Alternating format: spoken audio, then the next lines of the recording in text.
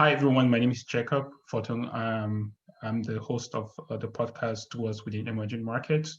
From the previous episodes, we have talked to researchers, but also entrepreneurs that are doing amazing work in emerging markets. And I hope you enjoyed our previous episodes. The last episode, we had the privilege to talk to um, Martin Benavides from Peru, and he is such an amazing entrepreneur in Lima, Peru, focused more on real estate investment. Today, I'm really honored and privileged to have an outstanding individual, founder and managing director of VestedWorld, Euler Bropleh. I hope I pronounced your last name right. Um, yeah, Last name was please. Euler, first name Euler. Euler, Euler, Yeah. thank you so much. I've had email exchanges with him, and he has just from that interaction, he's someone who I think is really passionate about his work, and he's willing to share his lessons learned. And I know that's a very small interaction, but I'll give the floor to Yulia to tell us a little bit about himself.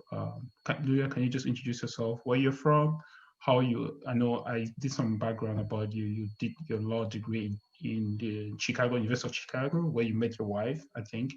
And you also worked in China, where you had some exposure to, just an emerging market, and you ended up back in Africa. So if you can just give us a little bit more from your perspective, we really appreciate it. Yeah, no, thank you for having me, Jacob. As mentioned, my name is Euler Bropleh. I was born in Liberia, and we lived there through the initial parts of the Civil War in the country, and then we left to move to the U.S. So grew up in the U.S. and after college and graduate school and then law school, spent the first part of my career focused on practicing law, focused on mergers and acquisitions, private equity, and venture capital transactions, but always had an interest in doing something in Liberia specifically, but Africa more broadly. And so after a few years of practicing law, started investing personally in companies that looked interesting, and that grew to creating VestedWorld, which is now a fund manager that manages investments in early stage companies in a few countries on the continent, and focused on leveraging those investments to both earn a return for our investors, but have an impact as well by contributing to economic development on the continent, and providing jobs and paying people fair wages. So yeah, that's a little bit about my background. Yeah, that's amazing. There's some sense of just how passionate you're about building this ecosystem in Africa through VestedWorld, and we're gonna get into that in a few minutes. Just to talk, where are you now, and how is I know the pandemic has kind of changed the way we interact as a species, if I can say that. But where are you now, and how are you handling the COVID-19 pandemic?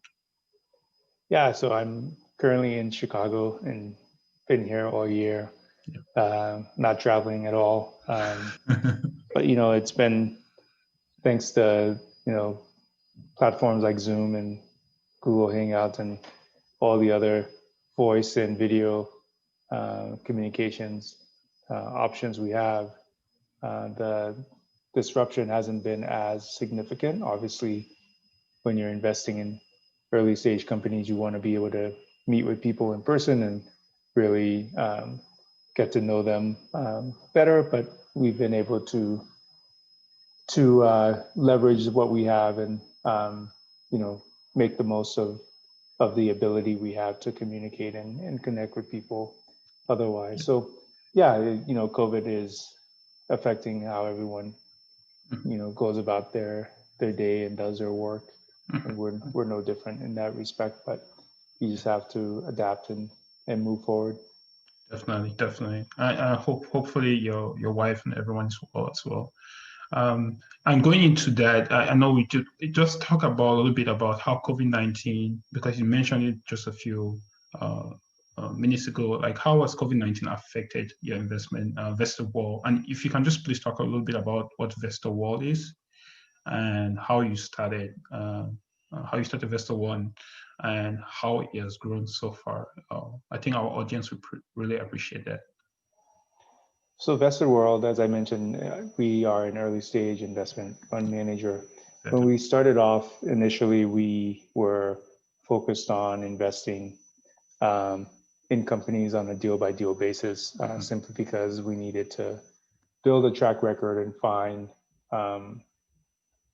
show that we could, one, identify businesses that were attractive opportunities, that we could execute those investments and then manage them after we had invested in them, with the hope towards building off of that and delivering returns for our investors, but also being able to increase the capital that we were managing based on the track record that we established. Yeah. So the first few years we were doing deals on a deal by deal basis, and then one of the investors we were talking to offered to provide the capital we needed to set up a more permanent, or I guess a more traditional fund structure that would allow us to pool a group of capital together from multiple investors and set an investment strategy and execute on that. Mm-hmm. And so in 2018, we had the initial closing for that fund. And so we've been investing out of that fund since then. Prior to launching the fund, when we were doing deals on a deal by deal basis, we had done 5 deals across a number of countries. When we launched the fund, we decided to focus on a handful of countries. So the primary ones are Kenya, Nigeria, and Ghana. And then also look at a few secondary countries, and those are Tanzania, Rwanda, Uganda, and Ethiopia. And looking at opportunities in 3 relatively broad sectors: agribusinesses throughout the value chain, consumer products and services, and then what we call enabling technology. So how can you leverage technology to build a business and try to use that technology to help you either with efficiency or scalability, or however else technology can be an enabler for the business.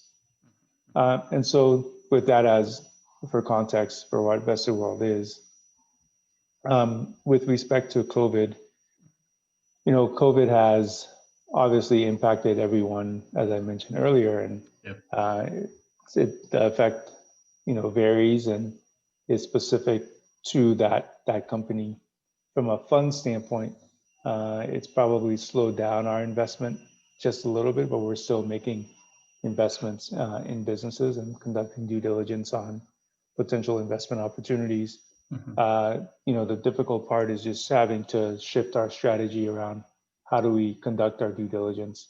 So rather than being able to meet with people in person, shifting that to virtual DD, changing, the number of conversations we need to have with stakeholders, customers, suppliers, other investors, potential acquirers of that business, people within the ecosystem. So much more robust process, since we're not able to, meet with people in person.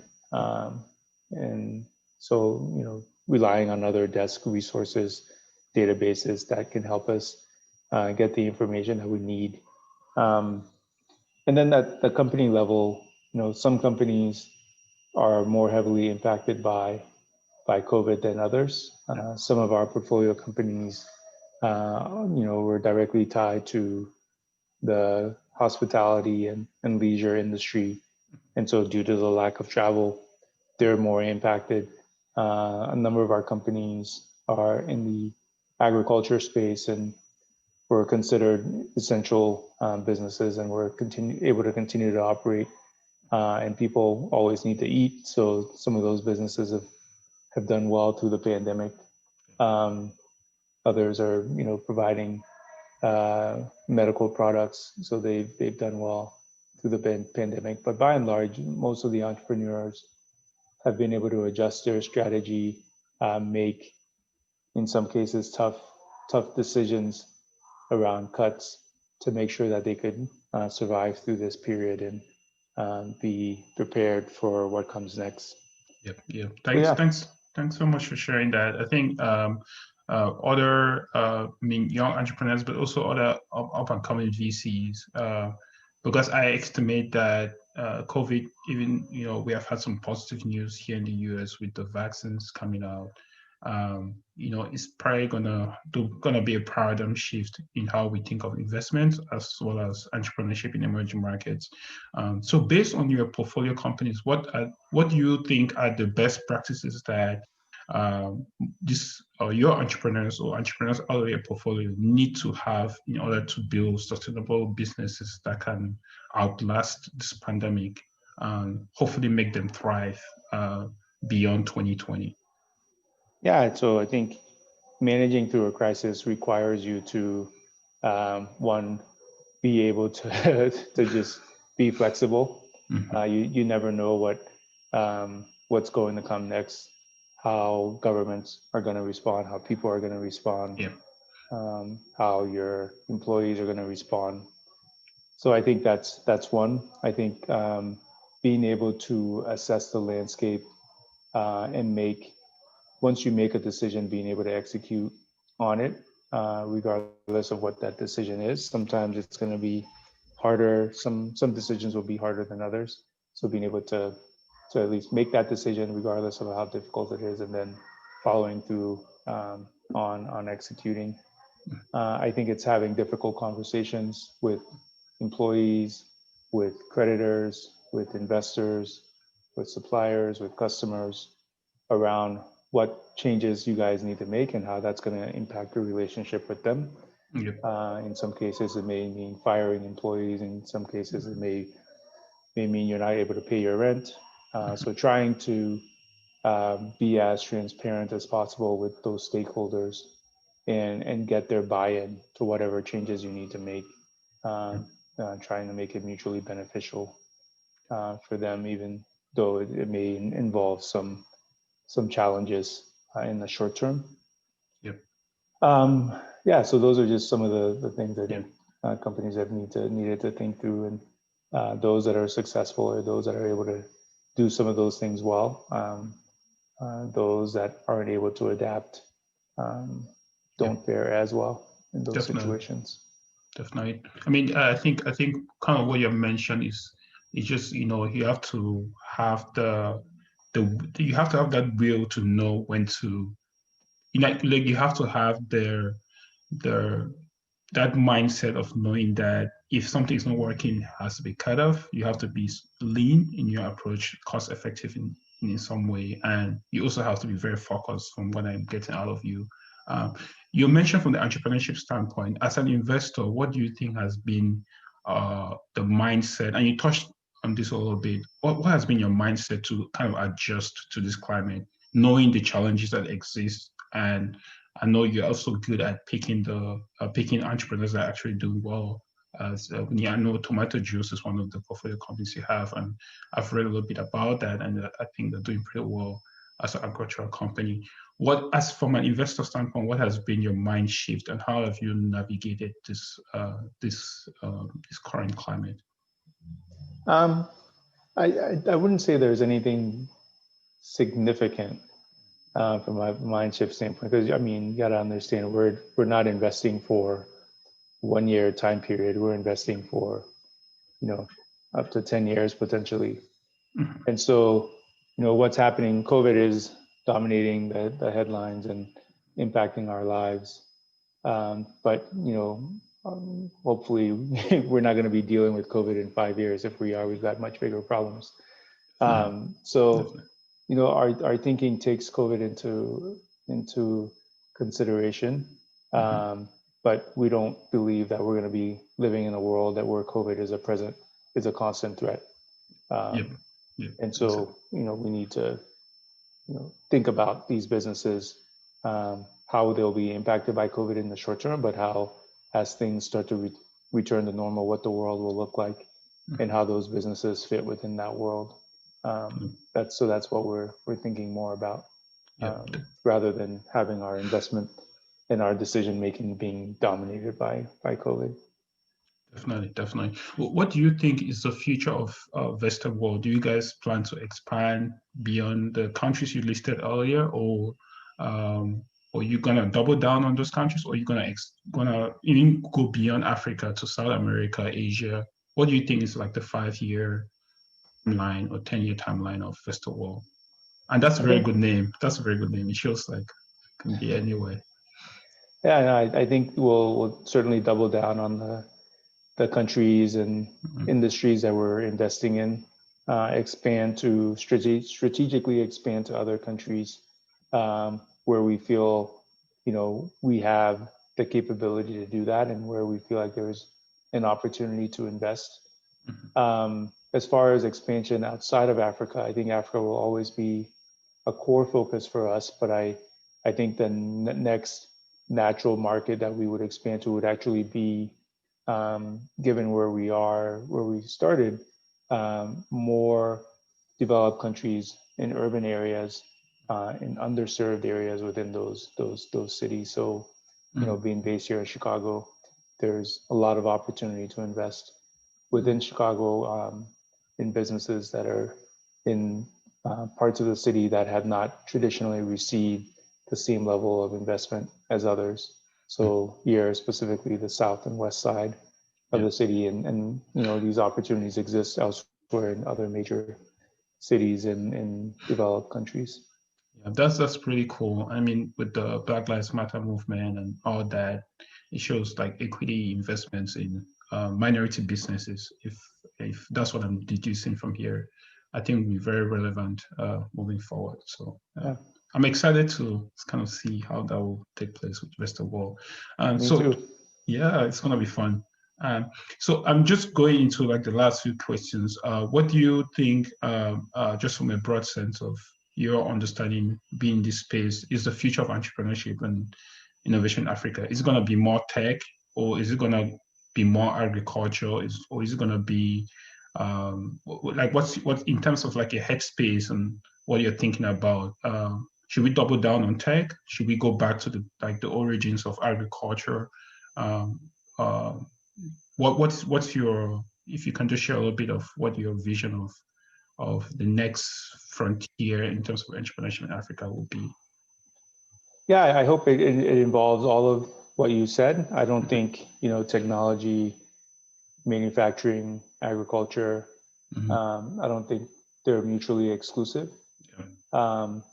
However, I will say that, there are limitations to what you can do with technology.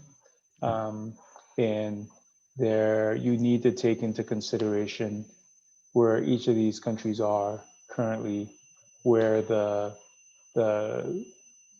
human capital is capable of, what they're capable of doing. So if you're of the mindset that, there are, a lot of talented people who can do virtual reality and data science and artificial intelligence in Africa, then that's the business you should be building. But I think the fact of the matter is, most people in many of the countries around the continent continue to rely on agriculture at a subsistence level. And so if you're trying to provide opportunities where those people can be active participants in the economy, then the focus probably needs to be somewhere else other than cutting edge technology. That makes sense. That makes perfect sense. And as based on your exposure to working with entrepreneurs, especially entrepreneurs that have thrived on the continent, what are some of the main takeaways in terms of character traits that you're seeing in these entrepreneurs that you think is something that you can share with our audience? And I'm talking from a perspective like we have Africans in diaspora that they go back to their home countries or another African country and they start a business, and a couple of years down the road, it doesn't do well, and they are jaded and frustrated, and they blame the government, or they have other external factors that uh, they turn to point fingers. Some of them have reasonable cause to do that. But what has been certain attributes that you have seen in these entrepreneurs you have invested in that you think it is worthwhile sharing and kind of inspiring people, especially Africans in diaspora, to go back and invest or build businesses in the home countries or African countries? When I think about the companies we've invested in and the ones that are probably doing the best, there's first and foremost being resilient. Operating in these countries, it's never linear. It's you're going to run into brick walls. You're going to have to run around obstacles and run through hurdles and walls. So understanding that and being resilient and being able to fight through all the challenges that you're going to encounter is one. I think being able to execute in that environment. So you can be resilient and be persistent, but you also have to be able to recognize what's working, what isn't working, and double down on those things, and making sure that you're able to capitalize on the opportunities that you do have and the ones that are before you. Think being resourceful. Again, it's an extension of resilience, but understanding what assets you have, what resources you have, who are the people that are able to help you achieve what you want to, and getting those people and those resources aligned to help you achieve your goals. I think obviously the ability to raise capital is really important. Capital is scarce in these markets, and those who are able to effectively tell the story about what they're building and get other people to buy in are the ones who are going to attract that scarce capital and be able to move their businesses forward. Flexibility we talked about earlier. Exactly. I would say those are some of the traits. Obviously, there's others, and it's going to be specific to the business as well. You need to have some level of understanding of the industry you're operating in and the dynamics that are going to impact your ability to grow and make decisions that allow you to grow within that industry. Being able to sell, being able to manage customer relationships, being able to market, selling and marketing effectively. So those are. Thanks for sharing. So, I mean, if at VestedWorld, do you guys have open calls for? And because I'm guessing some people that listen to the podcast, we have most of our audience from the US, but over time we've had people from South Korea, Taiwan, but there are some Africans that actually listen to this. How do you guys receive your pitches? Do you guys have open calls? If someone wants to apply to VestedWorld, how does it work? If you want to share that, I'm sure some people would love to apply to VestedWorld. Yeah, so we don't have open calls per se. Most of the deals we receive are from people within our network who will send us a business that is raising capital and ask if it would be of interest.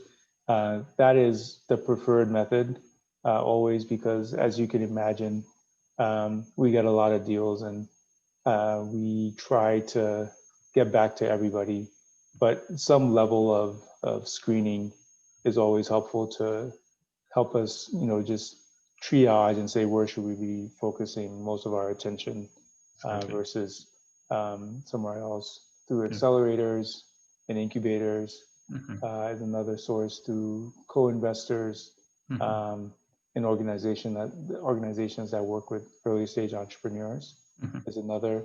So I encourage people to try to use one of those links, one of those channels first. If you aren't able to use one of those channels, or if there aren't any connections, I mean, people can feel free to email me personally. My email is euler@vestedworld.com.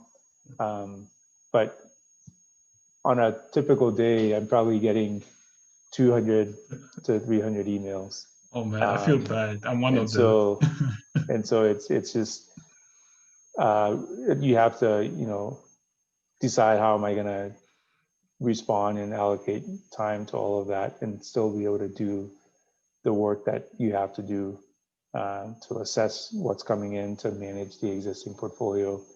And the thing that we never get more of is time. And so, you may not get a response as quickly. If it's, a cold email, like I'm not going to open an attachment from that's a cold email. Yep. So I'm not going to click on a link that's a cold email, given all the security issues we're having. So these are some of the challenges with cold outreach. So when people want to reach out, I just encourage them to go through channels where you can get a warm introduction and use cold emails only as a last resort. Thanks so much for sharing that. I think that will help clarify things, but also potentially lead to a potential investment in the future. So thanks for sharing that. Just the last two questions, and it's going to be really quick. One assumption that I've been trying to just think about, and it's been for a while now, is I do see that most great opportunities in Africa is hidden within plain sight. I think some people want to, build like this AI or VR, but some of these really good companies like Andela, Flutterwave, and some of the companies here actually invested like Tomato Juice are just very simple ideas that are just hidden within plain sight. And this is just a kind of a theory in my mind. Do you think that is true, or do you think um, uh, the wealth that companies that do extremely well or have the potential to do extremely well are, they have to be very tech savvy? Or I mean, we've kind of talked about this, but do you think some of them are just within plain sight that we just have to look, just uncover close to us, if that makes sense? Yeah, no, I do think, a lot of the opportunities are in plain sight. Yeah. I also think a lot of the opportunities are not necessarily in the major urban areas. They're not in, they may not be in Accra, they may not be in Lagos, they may not be in Nairobi. If you get outside of those areas to second and third tier cities, there's people living there, and those people need goods and services just like the people living in urban areas. And by and large, not as many people are serving those people in second and third tier cities because they think the opportunity is just in the capital. So yes, I think there are clear opportunities in basic industries. Just take a look at the fact that the richest man on the continent sells cement, sugar, and flour. Exactly. And you can extrapolate whatever you want to from that. Yep, exactly. And the last question is, what is your take on just the conversation between having more governments, like, most people say we have to innovate within the government to actually create um, uh, a more favorable climate for investment in Africa, versus some people say you need to build very big corporations or big or investment companies that will actually become larger than the government, such that you'll be more run, like you have a more capitalistic system driven by companies, versus some people say you need to innovate in the government so that people can so the government can become more efficient and makes the climate much more predictable. What is your conversation on what is your take on that? Do you think we need a combination of both, or do you think we need either one of those theories as an investor? Of course, we need a combination of both. We need, governments to implement rules that, give some level of certainty and protection to entrepreneurs who are building businesses. But by and large, governments are reactive rather than being proactive. And we don't have a long track record of good governance. There's exceptions. Certain countries are really trying to change or are doing it well, trying to encourage innovation and entrepreneurship. But I think it's up to the entrepreneurs to identify opportunities, build businesses, work within the framework that they're in, break some rules occasionally if they need to, in hopes that it can spur a change. Obviously, don't break like major rules Exactly. and get in trouble for that. But there's regulation is not always going to be ahead of innovation, and so you need to be able to take the risk that something either is, and in most cases it's unclear what the specific regulation is, rather than something being banned outright. In some cases things are banned outright, but in most cases it's simply a lack of clarity around whether something's permissible or not. And so take the stance that my understanding is this is permissible and something I can do, but by and large it's not. Regulation isn't what's holding entrepreneurship back. I think it's more capital. Exactly. Man, I wish I could talk more. This, I think, what you shared, your wisdom, and just your experience, but also how practical your answers have been in this conversation will go a long way to the audience that will have will listen to this. So I wish we could continue more, because I think I have some follow-up questions, but I think for now, I think this has been great. And thank you so much for your time in this very unprecedented time. So thank you. Thank you for doing it, Jacob, and to your audience, good luck as you guys look towards building the future for the continent.